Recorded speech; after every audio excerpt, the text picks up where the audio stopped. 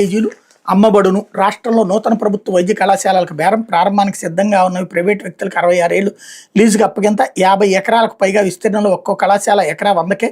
తొలి దశలో 4 కళాశాలలు ప్రైవేటుకి దారాదత్తం. రెండో విడతలో మిగతా 6 ప్రభుత్వ కాలేజీలు ప్రైవేటు పరం. సగం మెడిసిన్ సీట్లు అమ్ముకోవడానికి ఛాన్స్. వైద్య సేవలకు రోగుల నుంచి డబ్బు వసూలు. ఈ స్కామ్కు ఆమోదముద్ర కోసం కన్సల్టెన్సీ నివేదిక పేరుతో సర్కారు డ్రామా. ప్రజారోగ్య పరిరక్షణ బాధ్యత గాలికి. పేదలకు ఆరోగ్యం, విద్యార్థులకి వైద్య విద్య కలదూరం. ఈ ఫోటోలో కనిపిస్తున్న వైఎస్ఆర్ జిల్లా పులివెందులోని ప్రభుత్వ నూతన వైద్య కళాశాల. వైఎస్ జగన్ ప్రభుత్వం 47.58 ఎకరాల్లో 500 కోట్లతో కళాశాల బోధనాసుపత్రి నిర్మాణం చేపట్టింది. వైఎస్ఆర్సీపీ హయాంలోనే దాదాపుగా పనులన్నీ పూర్తయ్యాయి. 2024-25 విద్యా సంవత్సరంలో ఎంబీబీఎస్ తరగతులు ప్రారంభించేందుకు గత ప్రభుత్వంలోనే ఎన్ఎంసీకి దరఖాస్తు చేశారు. తొలి ఏడాది 50 ఎంబీబీఎస్ సీట్లతో ప్రారంభించేందుకు ఎన్ఎంసీ గ్రీన్ సిగ్నల్ ఇచ్చిన చంద్రబాబు సర్కార్ దీన్ని ప్రైవేట్ పరం చేసేందుకు కుట్రపూరితంగా లేఖ రాసి సీట్లను రద్దు చేయించింది. ఇప్పుడు ఈ మెడికల్ కాలేజీని ప్రైవేట్ వ్యక్తులు కట్టబెట్టేందుకు రంగం సిద్ధం చేస్తుంది. కారు చౌకగా ఎకరం ఏడాదికి 100 రూపాయలు చొప్పున లీజుకి ఇవ్వాలని నిర్ణయించింది. ఇక్కడ ఎకరం మార్కెట్ రేట్ 2 కోట్లు పలుకుతుంది.